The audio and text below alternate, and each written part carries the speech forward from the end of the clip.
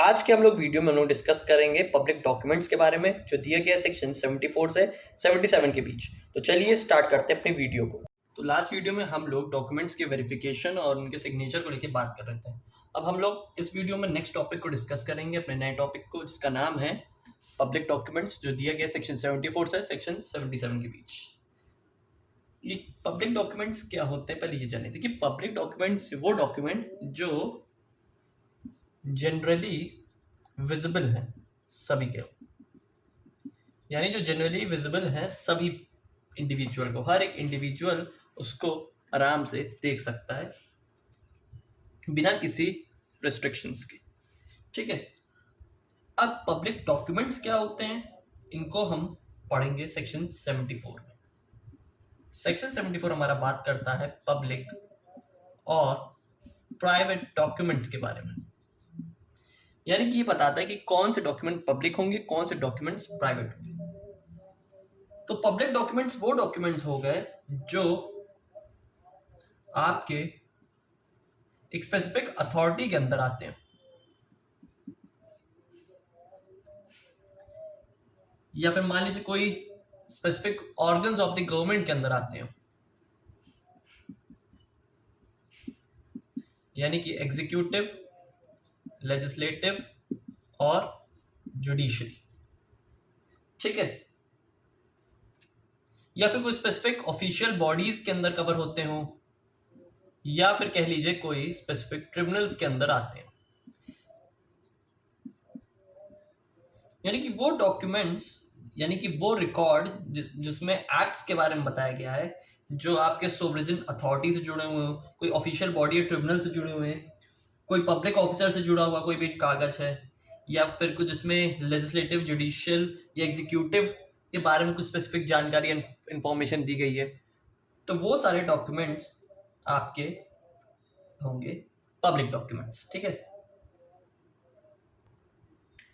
साथ में ये प्राइवेट डॉक्यूमेंट के बारे में बात करता है। प्राइवेट डॉक्यूमेंट वो डॉक्यूमेंट हो गए जो ये सब डॉक्यूमेंट्स नहीं हो, यानी कि जो 74 के क्लॉज 1 में नहीं आएंगे वो सारे डॉक्यूमेंट्स आपके प्राइवेट डॉक्यूमेंट होंगे। इसमें यहाँ पे प्राइवेट डॉक्यूमेंट को कोई क्लासिफाई नहीं किया। अब जनरल सी मीनिंग प्राइवेट डॉक्यूमेंट्स वो हो गए जो दो इंडिविजुअल्स के बीच में रहे, या फिर जिसमें म्यूचुअल कंसेंट जुड़ी हुई हो, या जिसमें कुछ स्पेसिफिक रिलेशनशिप क्रिएट होता हो, तो वो प्राइवेट डॉक्यूमेंट हो गए। यानी कि आपका जैसे मान लीजिए प्रॉपर्टी में कुछ जैसे आपका एग्रीमेंट है, या मान लीजिए कोई प्रॉपर्टी या फिर कोई कह लीजिए सेल एग्रीमेंट हुआ। अब सेल एग्रीमेंट में दो पार्टीज होती हैं, आपको पता है एक्स और वाई। तो ये दोनों का अगर कोई मैटर या फिर डिस्प्यूट क्रिएट होता है और वो कोर्ट में कुछ स्पेसिफिक डॉक्यूमेंट प्रेजेंट करते हैं, तो इनका दिया गया डॉक्यूमेंट, इनका प्रेजेंट किया गया डॉक्यूमेंट कोर्ट में कहलाएगा प्राइवेट डॉक्यूमेंट। क्यों कहलाएगा? क्योंकि ये प्राइवेटली दो इंडिविजुअल से ही इंटरकनेक्टेड है, ये दोनों के रिलेशनशिप को क्रिएट करता है। लेकिन वो डॉक्यूमेंट जहाँ पे एक लार्ज स्केल में एक स्पेसिफिक सोसाइटी के बारे में बात की जा रही हो, जिसमें हर एक पर्सन की आंखें हो, जिसको उसके पास स्पेसिफिक राइट हो, उसको देख सकता है, पढ़ सकता है, या फिर वो पब्लिकली हर जगह अवेलेबल हो, जिसमें सब पर्सन की पकड़ हो, तो वो आपका डॉक्यूमेंट पब्लिक कहलाएगा। तो ये था प्राइवेट और पब्लिक डॉक्यूमेंट के बीच का डिफरेंस। ये था सेक्शन 74। अब देखते हैं सेक्शन 75 को। 75 क्या बताना चाह रहा है? मैं 75 बात कर रहा हूं certified copies of public documents. कहने का मतलब है जो आपका पब्लिक डॉक्यूमेंट है, यहाँ पे इसकी सर्टिफाइड कॉपीज अगर आपको चाहिए, या किसी इंडिविजुअल को कोई स्पेसिफिक सिचुएशन में सर्टिफाइड कॉपीज की जरूरत पड़ रही है, तो उसकी कस्टडी यहाँ पे पब्लिक ऑफिसर के हाथों में रहेगी। वो पब्लिक ऑफिसर जो गवर्नमेंट के या फिर कोई स्पेसिफिक ऑफिशियल या फिर कोई कह लीजिए कोई लीगल अथॉरिटी से कनेक्टेड है, तो वो क्या करेगा, अगर किसी पर्सन को इंस्पेक्ट करना है, उसमें कुछ छानबीन करनी है, तो उस सिचुएशन में वो इंडिविजुअल उस पब्लिक ऑफिसर के पास जाएगा और उसको बोलेगा कि हमें एक स्पेसिफिक कॉपी की डिमांड है, हमें सर्टिफाइड कॉपीज चाहिए, तो कोई स्पेसिफिक डॉक्यूमेंट के लिए, तो आपको वहाँ पे कुछ स्पेसिफिक लीगल फीस को आपको यहाँ पे सबमिट करना होगा, और आपको वहाँ पे उसका सर्टिफाइड कॉपी या फिर कह लीजिए उसकी फोटो कॉपी मिल जाएगी। साथ ही साथ उस सर्टिफाइड कॉपी का आपको सर्टिफिकेट भी मिलेगा। उस सर्टिफिकेट की बात हम लोग प्रीवियस सेक्शन में पढ़ के आए हैं।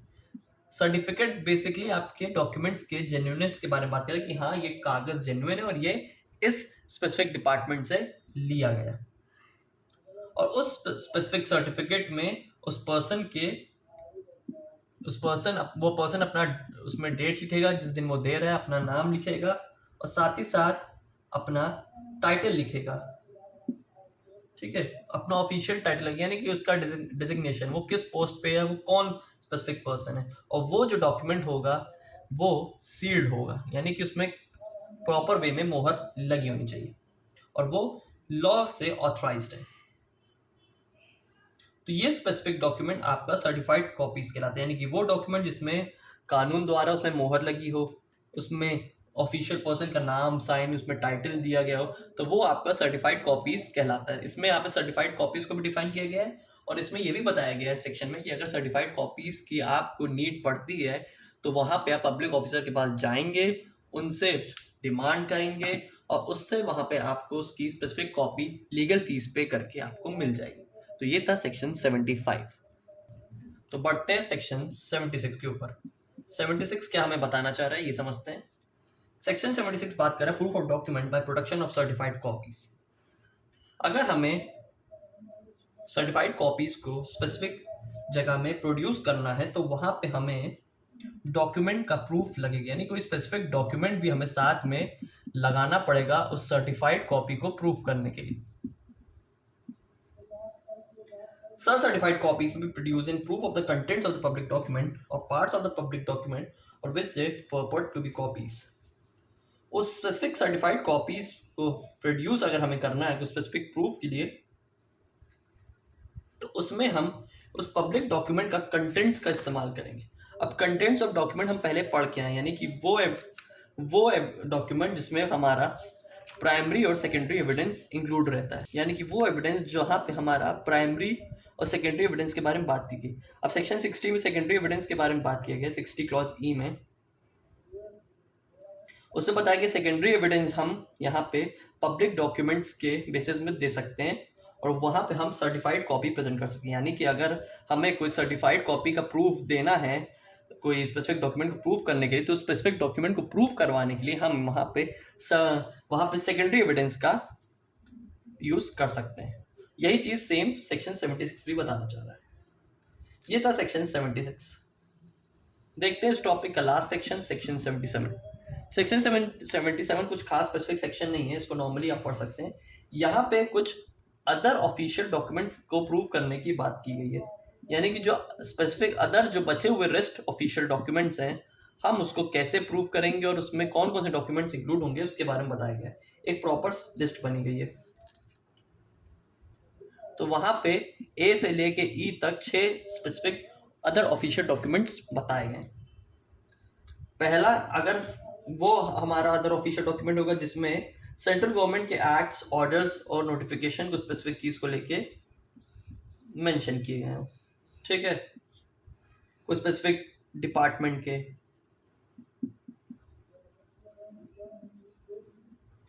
दूसरा यहाँ पे बताया गया है कोई पार्लियामेंट्री प्रोसीडिंग्स जिसमें दी गई हो।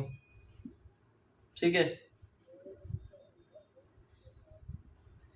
तीसरा हमारा कोई प्रेसिडेंट ऑफ इंडिया के थ्रू कोई ऑर्डर या फिर रेगुलेशन बताया गया हो।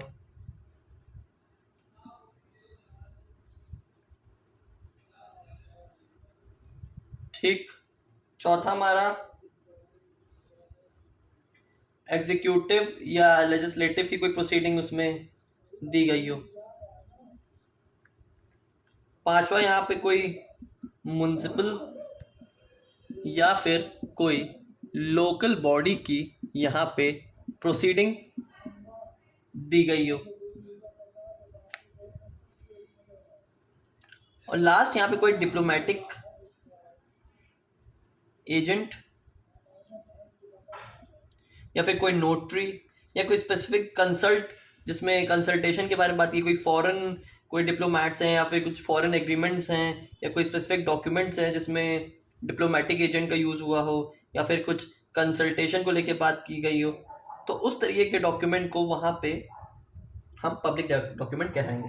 तो वो डॉक्यूमेंट जिसमें कुछ एक्ट्स के बारे में बात की गई हो, पार्लियामेंट्री प्रोसीडिंग्स के बारे में बात की हो, जिसमें प्रेसिडेंट अपना रूल और रेगुलेशन डिफाइन कर रहा हो, एग्जीक्यूटिव लेजिस्लेटिव प्रोसीडिंग हो, म्यूनसिपल कॉर्पोरेशन की स्पेसिफिक प्रोसीडिंग्स हो, या फिर कोई डिप्लोमेटिक या फिर कंसल्टेशन एजेंसी या फिर डिपार्टमेंट का कुछ आपस में रिलेशन के बारे में बात की गई हो, तो वो सारे डॉक्यूमेंट्स हमारे अदर ऑफिशियल डॉक्यूमेंट्स आएंगे। इनको अदर मतलब इनको बाद के डॉक्यूमेंट्स में कुछ स्पेसिफिक इनको ऐड किया गया है। तो ये बताता हमारा सेक्शन 77। आई होप आपको सेक्शन 74 से 77 तक का कॉन्सेप्ट अच्छे से क्लियर हो गया हो। तो मिलते हैं फिर नेक्स्ट वीडियो में।